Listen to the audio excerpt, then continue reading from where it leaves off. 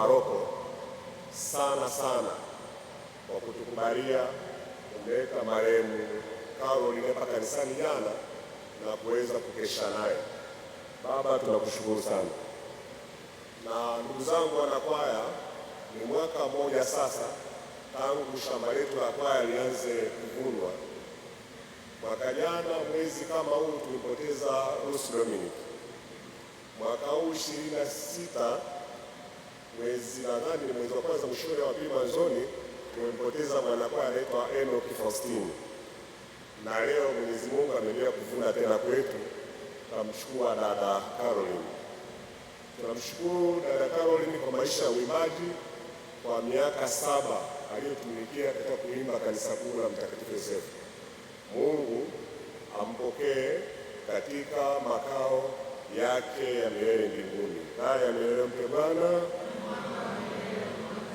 Marehemu Caro apumzike kwa amani. Kama shirikisho tutatoa rambirambi zetu kwa watoto wa marehemu pale watakapokuwa wamerudi kutoka msibani.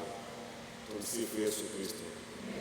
Wale wanakikundi ambao wapo wanaotaka kutoa rambirambi zao kwa watoto wa marehemu, basi tunawakaribisha kwa haraka.